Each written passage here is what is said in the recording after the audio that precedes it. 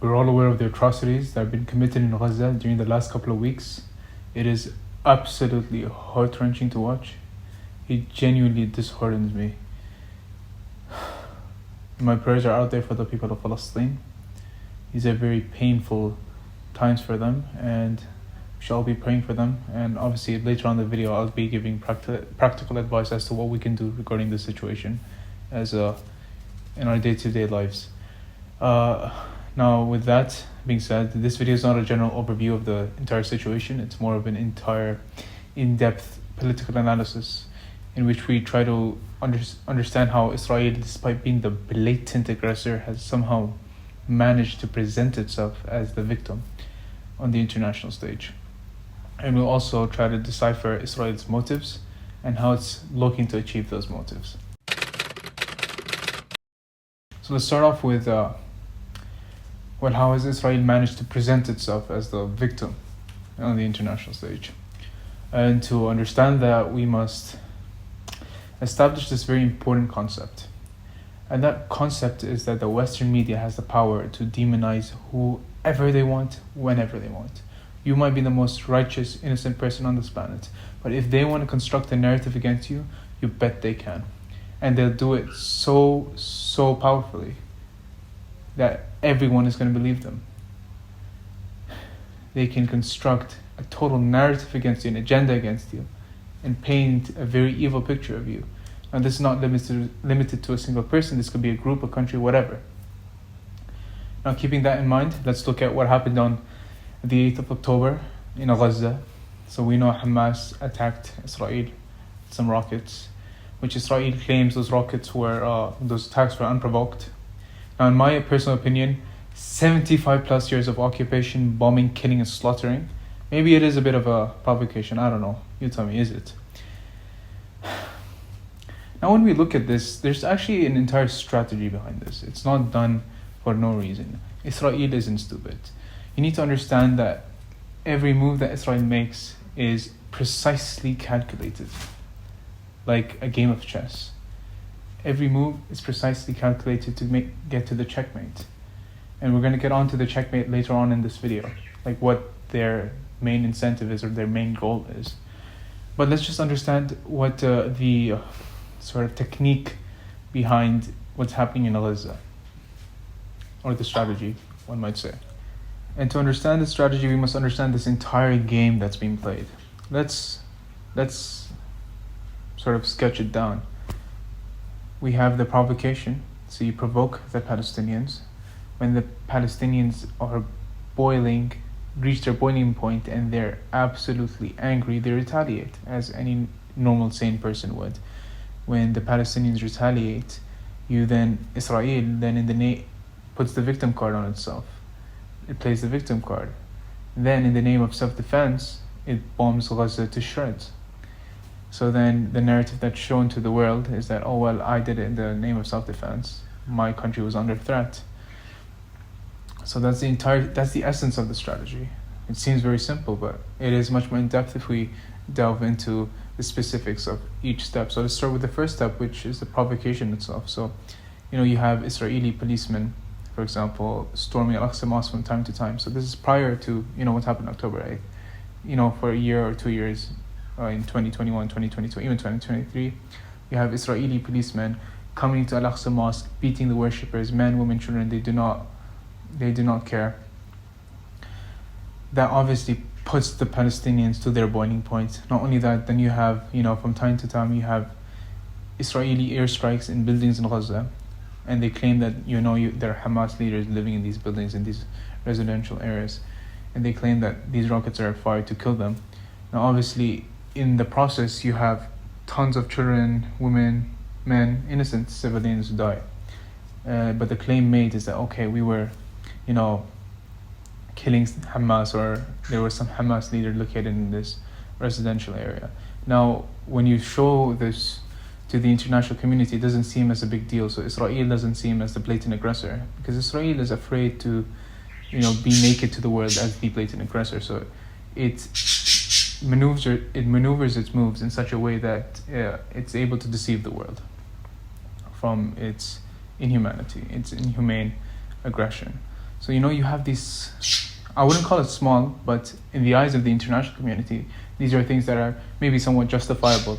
But what they do is they put the Palestinians obviously to their boiling point, and when the Palestinians retaliate, as I said, rightfully so, because any sane person would retaliate to such oppression.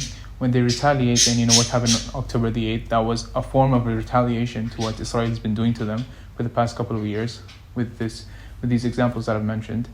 When they retaliate, then you pull out the victim card, and then in the name of self-defense, you bomb Gaza to shreds, you kill innocent civilians, babies.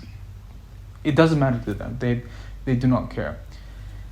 So in essence, that is the entirety of the strategy, is to provoke, then wait for them to retaliate, and then when they retaliate, then you pull out the victim card, attack in the name of self-defense, and then the international community is usually, they let it go because, oh well, Israel is under threat by Hamas, right? So they're doing it to defend their country. And I know there's a lot of this narrative that, Israel is under threat by Hamas, and Israel was caught off guard. They didn't expect this attack. I'm sorry to say, if you believe that Israel was caught somehow off guard by this attack from Hamas, they didn't know this was happening, you are absolutely brainwashed, and you are totally pulled into the mainstream narrative. There's no way the world's best intelligence, Mossad, failed to see these attacks incoming. It's not an understatement to say that Israel was waiting for these attacks. It anticipated these attacks. Rather, it might even wanted these attacks to happen. Because it was the moment these attacks happened, it gave them the sort of green card from the international community to go and basically obliterate Gaza. And we know what's happening there. It's a genocide. We see all the children being killed and slaughtered. So yeah, that is the Israeli strategy, summarized for you. Alright, so in this segment of the video, we're going to try to understand Israel's motives. And to truly understand Israel's motives, we must firstly understand what Zionism is, when it began, why it began, how it began, what Judaism is, have a general grasp of the Abrahamic religions, and we must also have some context of history, so World War I, World War II. Now obviously if I go in depth in everything here, this video is going to be like 2 hours long, so I'm going to be brief over every topic. So let's start with Zionism. So what is Zionism? Zionism is this movement that believes in sort of the self-determination of Jews. So it believes in the creation of a Jewish state. Alright, established. Why did Zionism start, and when did Zionism start? So when Zionism started, that's debatable. Some say 16th, 17th century. Well, I can tell you for sure that Zionism picked up during the 1900s, so 1800s, 1900s. So this was during the time when the founding fathers of Zionism were sort of pushing for it. So one example would be Theodor Herzl. Some regard him as the founding father of Zionism.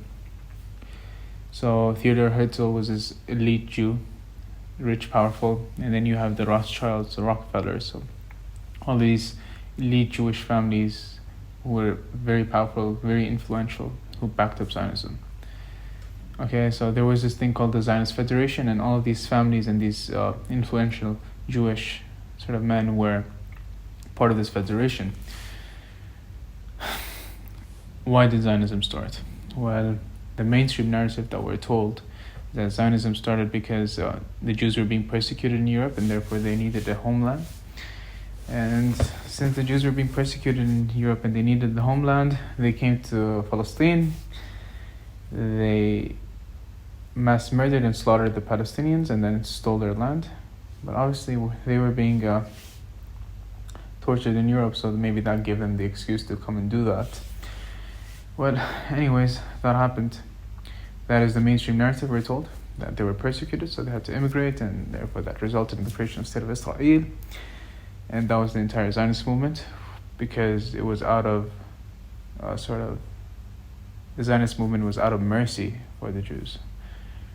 And my opinion, if you think of this very rationally, is this mainstream narrative is total BS, bullshit. So let's be rational about it. Let's dive into this and try to understand what's going on here. Let's firstly establish these elite Jewish families, these elite Jewish people, these influential, powerful families. They don't give a crap, a single damn about, the average Jew. They don't care. Okay, they don't care. Well, then that doesn't explain why they were so attached to Zionism, why they were pushing Zionism and the creation of the state of Israel. If it was not for a safe place for the Jews, then what was it for? And to sort of make you understand what their incentives were to push for Zionism, let me give you sort of an analogy or a comparison, something to compare to. Let's talk about Constantinople. I know we're going towards a tangent here, but it's going to perfectly relate to what I'm trying to explain to you. Constantinople. So in 1453, you have Sultan Mehmed Fatih, who conquers Constantinople. Okay. Conquering Constantinople was much more than just conquering a piece of land, even though Constantinople was the capital of the world at that time, metaphorically, of course. So it was more than just conquering a piece of land for power or for money and the riches. It had a lot of glory and religious sentiment attached to it. Why? Because our Prophet ﷺ prophesied that someone from his ummah is going to conquer Constantinople. There's obviously this hadith that I'm paraphrasing, by the way. So,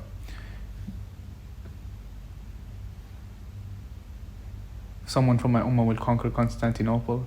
Oh, what a wonderful army that would be. Oh, what a wonderful commander that army would have. So I'm paraphrasing again. But that was the hadith.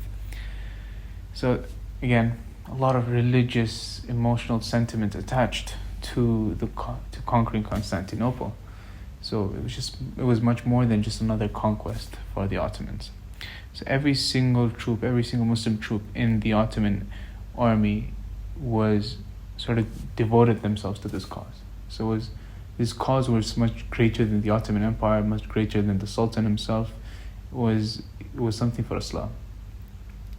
And I often say this: give a man a cause and you breathe life into him. So for them, this cause meant a lot. So conquering Constantinople was much more than just another military advancement.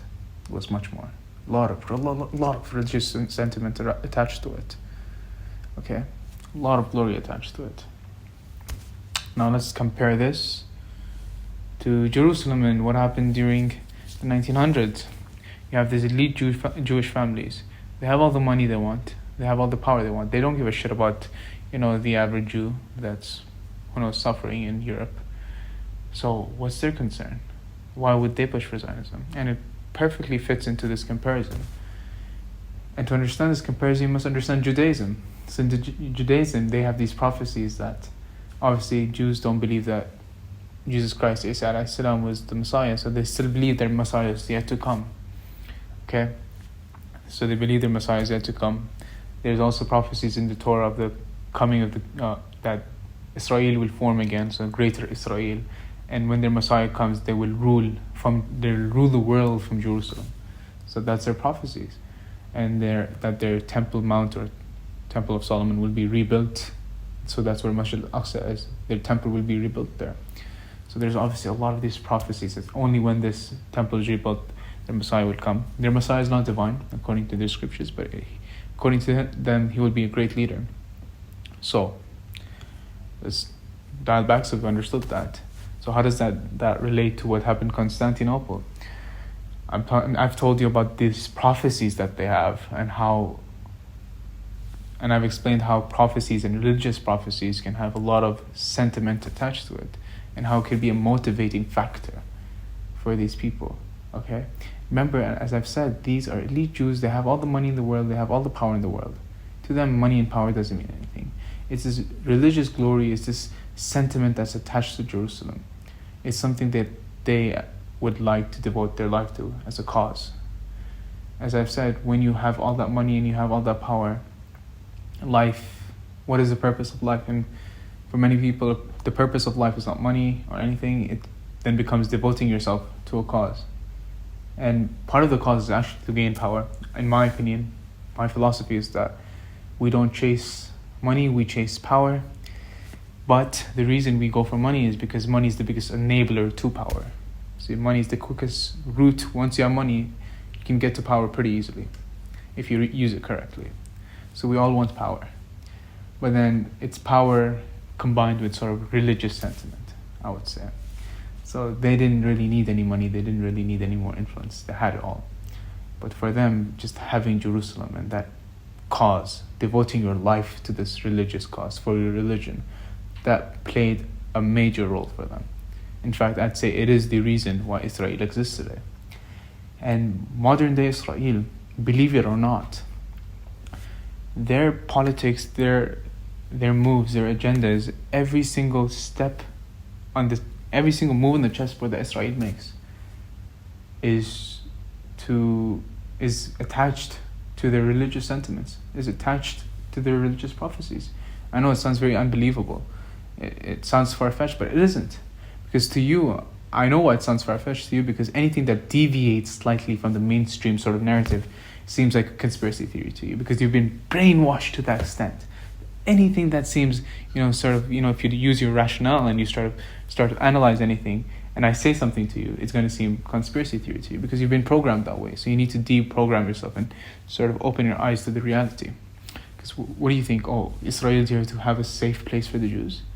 Don't you know that, when I think this was in the British Parliament, or no, the Zionist Federation was proposed. So the British Parliament proposed to the Zionist Federation, why don't you go to Ethiopia or somewhere in Africa and create a Jewish state there? They were like, no, the Zionist Federation pushed that we want Jerusalem. We want Jerusalem only. If it was about the safeguarding of the Jews and make sure that Jews have good livelihood, don't you think they would have gone to Ethiopia? They'd avoid all the conflict in the world. Let's not pretend like they were unaware how the Arab masses would react. Let's not pretend like they were unaware that this might result in the death of more Jews, more conflict. So this entire narrative, the creation of State of Israel was just because Jews were being persecuted, they need a safe homeland. That's why these elite Jewish families, they pushed for the creation of the State of Israel. Pushed for the creation of Israel in Jerusalem so more Jews can be killed? What? So there's more conflict? That doesn't make sense. I thought you wanted peace for the Jews. If you wanted peace for the Jews, like the British Parliament suggested, why didn't you go in Ethiopia or whatever they proposed in Africa? So then it's very clear what the incentive was. And as I've said, it was a religious incentive. Just like it was for Sultan Mehmed Fatih in Constantinople and the Ottomans. It's similar to that. Their incentive was the religious prophecies. Religious prophecy for Constantinople, religious prophecy for Jerusalem, the greater Israel for the Zionists. So it's not very far-fetched to understand this concept. And let me tell you, every single move that Israel makes today on this chessboard, every single move is related to their prophecies, to the coming true of their prophecies. It is all one big plan that has been constructed in real time. All of these elections, these politics is just for the common man, just for the sheep to believe in. At the core of Israel, Zionism still exists. At the core of Israel, these religious sentiments, the prophecies in Judaism, they're very interconnected to Israeli politics. Okay? And every move they make, to put it into simple words, is to set up the stage for their Messiah to come and rule the world. They're quite literally, every single move they're making, every single thing they're doing is to set up the stage for it to be easy for the Messiah to transition and then rule the world from Jerusalem. Okay? Then obviously that comes along with the prophecies that, we need the formation of the greater state of Israel. So from the river of Egypt, so the river Nile, to the river of Euphrates, okay, in Iraq. So obviously I have a lot of these prophecies. So the formation of the greater state of Israel, that is a big part of Israeli politics, because it's then attached with the religious sentiment that, okay, the Torah prophesies that the greater state of Israel will reform once the Messiah comes. So they are pushing towards that. So when the Messiah comes, it's easier for him to form the greater state of Israel. So from the river Nile to the river of Euphrates. So as I said, everything is done just to set up the stage for their Messiah to come and rule the world. And it's nothing to, as I've said, out of reach to think that. You might be thinking, oh, we're getting conspiracy. No, we're not getting conspiracy theory here. It is very simple to understand why Israel would have religious incentives to do as such. Okay? Israel is not attacking Gaza for no reason, because there's something much greater than that, which I'm going to explain in the next segment of this video. Alright, so in the previous segments, we've explained what Israel's incentives were, what their motives were. Why? Alright, so in the previous segment of this video, we explained Israel's motives currently and when it was sort of initiated, when it began. Those motives still remain the same, by the way. Those motives haven't changed ever since the creation of the state of Israel. Those motives are still enshrined into the core of Israel. So we established that. Now let's move into this part of the segment, which is how Israel is going to achieve these goals, these motives. How are they going to do it? And to understand that, let's do a geopolitical analysis. So you have Israel, and it's surrounded by a bunch of the Arab countries. So you have Jordan, Egypt. So these countries, to say the least, are very pro-American. Okay. And if you are not blind, you will see, or you'll notice the inaction of these neighboring countries to Israel, even though you would assume that they are more likely to have a more strong stance with Palestine, with Palestine. Despite that, there is nothing much that's going on. Remember the initial strategy that I discussed with you regarding how the Israelis provoke the Palestinians? That is nothing but a grain in this entire desert. That move is done very purposefully. When Gaza is bombed to shreds, when Gaza is obliterated, not only does it anger the Palestinians living there, it also angers the Arab masses, especially the ones that are neighboring. Okay? Let me remind you, as I said, these are pro-American governments. They take no action against what's happening in Gaza. When the people of these countries, they see that their governments, their Muslim Arab governments, are not taking any action, it puts the Arab masses to their boiling point. Puts them to their boiling point. Because they cannot bear seeing their Palestinian brothers dying and being slaughtered. How long are they going to bear it for? And when they reach this boiling point, something very interesting happens. What if I told you Israel is praying for the day when its neighboring countries go from the current pro-American governments, they're replaced by radical Islamist governments, yeah, proper Islamic governments, full Sharia law, yeah, proper Islamic governments. They're praying for the day that those Islamic governments form around them. You'd be like, huh? That doesn't make sense. I'll tell you why it makes sense. Remember the strategy I discussed with you was that you need to show this impending sense of doom, or this victim card. You need to play this victim card. Then you can follow that up by bombing that place in the name of self-defense. It's a very old strategy the Americans have used. But I can't go into that. This video is going to be too long. But let's stick to Israel here. So let's talk about it.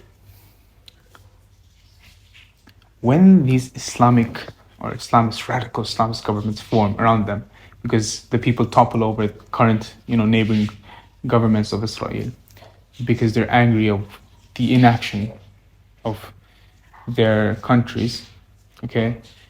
When they're replaced by these Islamist governments, these radical Islamist governments, you're going to see, as I explained at the start of the video, the Western media coming into the play. As I explained, Western media has the power to demonize whoever they want. I explained this to you at the start, and I told you must grasp this. So if you've grasped that concept, the game is going to be played here again. So what's happening in Gaza is going to be played on a much larger scale, okay? this narrative will be created that there's this there's going to be this fear put into the hearts of people, of all Israelis, everyone in the West, that they're going to create this impending sense of doom if they don't take any action against, these neighboring Islamic states. There will be this entire agenda, this narrative created that, oh no, if we do not fight back against them now, these radical Islamic governments will kill every Jew, they will slaughter us all. And therefore, in the name of self-defense, we must declare war from Egypt to Iraq. We must declare war now in the name of self-defense, because if we don't do it now, these delusional terrorist states will slaughter every one of us. We must act now. The narrative. I'm playing devil's advocate, obviously, but that's the narrative. And the Western media, as I said, have the power to create such a narrative. They will create a narrative. They're praying for the day their neighboring governments, their pro-American governments, are replaced by proper Islamic governments, because that's the day they are going to use their media to construct a narrative. And then they're going to play what's happening in Gaza, they're going to make it on a larger scale. They're going to blow it up on a larger scale. They're going to create this narrative that these radical terrorist Islamic states that are surrounding us, they're going to slaughter all of us Jews. So therefore, as an excuse, we must go and bomb them and obliterate them, because if we don't, then they're going to kill us. They're going to create that narrative. And they're going to have total control of the Middle East. That is the plan. That is the game that's being played. And we're totally blind to it. Do not take your political analysis from the BBC. Israel isn't doing this to defend itself from Hamas. What is Hamas compared to Israel? What is Hamas going to do to Israel? What? But to be fair, Israel isn't very strong. Israel isn't very strong. Okay? All Israel has is this. They play this game very smart. As I said, they're playing it like they're playing a game of chess. Every move is deliberate. Every move is properly calculated. The move of their opponent is calculated. The move they play is calculated. Everything is calculated to the point of the checkmate. And the checkmate is this, what I've explained right now in this last couple of minutes. That's the checkmate. And that is going to be done just to set up the stage, as I've explained in the previous segment of this video, to set up the stage for the Messiah to come and rule. Because once you create chaos, once you have a larger grip of the region, that's when your prophecies, their so-called prophecies, will come true, and that's when their Messiah will come into play. And that's when, the old glory of the Jews will come back. So that religious sentiment, at the end of the day, is still attached to Israel. So if you put it all together and you have a holistic view of everything that I've explained to you throughout this video, you're going to start to see things. You're going to start to understand, okay, this is the game they're playing. The game they're playing is much bigger than Gaza. Gaza is just a small part of this puzzle. And when they put it together, it's going to be a catastrophe. But obviously, our responsibility, despite my political analysis, I know it sounds very grim what I'm saying, but the reason I'm saying it is because it is the truth. It is what they're planning to do. But Allah is the best of planners, and there is no plan better than His. Alright, in this final segment of this video, I'm going to address the things we can do. Alright? What I've said sounds very grim, but I must say the truth. This is what they planned for. But at the end of the day, Allah is the best of planners, and there's no plan better than His. So what can we do? Number one, boycotting. Boycotting can be very effective. Let me explain this to you. Let's take McDonald's, for example. These mega corporations, if you put enough pressure onto them, we're 1.2 billion Muslims. If 600 million or 200 million of us, let's say, have McDonald's from time to time, if we boycott McDonald's, you understand how much impact that would have on their revenue, on their profits? When you put that much pressure onto these mega corporations, remember, these mega corporations have political backing. They can influence government policies, and we've seen it in the past, especially with McDonald's and stuff. You can search it up for yourself. So boycotting. I'm going to link up a website on the video where you can type up a brand's name and you can find out if they support Israel or not. Any brand that supports Israel, you must boycott it. It is necessary. Because what we can do is put economic pressure on them at the least. Okay? Second, protesting. Well, if you can protest, so be it. Anything that you could do. Protesting, raising awareness, very important. The third thing, now this is very practical and it's something I plan to do, and that's the reason I'm suggesting it. Look, boycotting at a personal level is effective, but let me tell you what's more effective. Boycotting at a state level. So when a country boycotts, so it's called an embargo. Okay, it's an economic term called an embargo. So when you place an embargo on a country, any goods that are imported from the country, completely banned. Okay, any goods that are related to the country, completely banned. Okay, how can you push for an embargo in your country for Israel? This is advice for the people who are in the Middle East and have sort of live in Arab countries, Muslim countries, or even South in Pakistan, whatever, in Afghanistan, whatever. If you have Muslim governments, this is my advice to you. This is what I'm planning to do. Go to your local mosque with, first of all, write up a document, okay, that explains why boycotting should be done, its economic impacts, and how these economic impacts can affect Israel. So write it up, okay, make an entire sort of document, sort of like a study, somewhat of, list all the brands that should be boycotted, that an embargo should be placed upon, okay? Go up to your local sheikh or your local imam, okay, your local sheikh, your local imam, whatever, in your mosque. Go up to him, present it to him, explain it to him, and request him, okay, please, I have compiled this document. I've explained to you why we should boycott so-and-so brand and why we should place an embargo on so-and-so brand, whatever. You explain it to the sheikh or the imam of your mosque.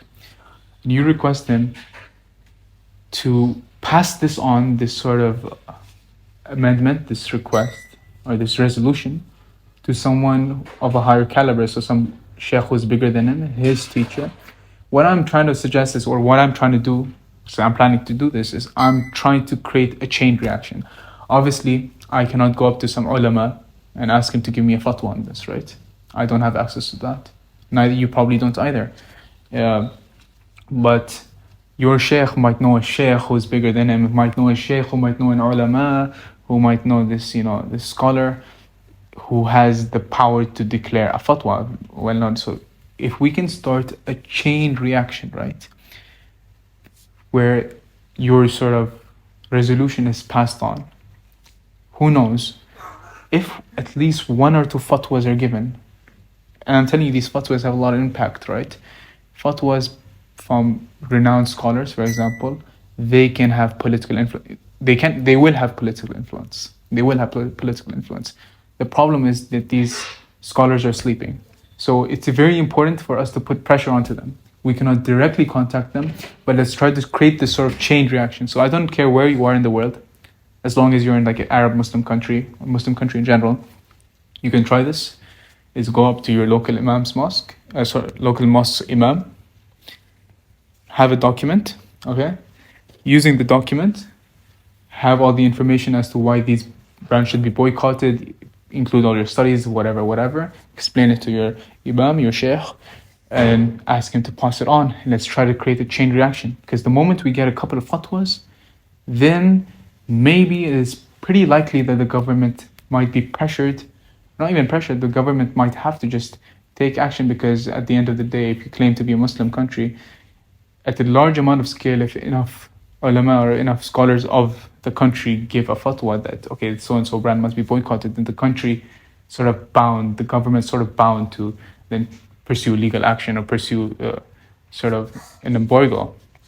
Okay, so let's try to push this towards the scholars so that they can issue a fatwa on this. That's the most we can do, is, start from the bottom and hope that, this chain reaction begins. Let's say I do it. Maybe I don't succeed. If you try it, maybe you might succeed. If 1,000, 10,000 of us, 100,000 of us try this, it is very likely that one or two of us, or our documents, or whatever, our suggestion or resolution might reach to go to the top, might reach a scholar. And who knows, maybe Allah has put some raham in the heart of that scholar, so some mercy in the heart of that scholar, okay, some shame in the heart of that scholar. And maybe after reading that, he might think, okay, maybe I should pass on a fatwa stating that, okay, yeah, we need to boycott such and such brand. And that'll put pressure on the government to then take some proper action. Alright guys, so that is it for this video. The in-depth political analysis. I hope you've gained some knowledge out of this and sort of truly understand Israel's motives. And it's very important to be politically aware, okay? Because if you're not politically aware, we cannot anticipate what moves are coming. Now that I've made you politically aware, you can sort of understand and analyze. You can be perspicacious enough to see what's going on around you. So be aware, okay, be alert, and keep the people in Palestine in your prayers. And I'll see you next time. Thank you.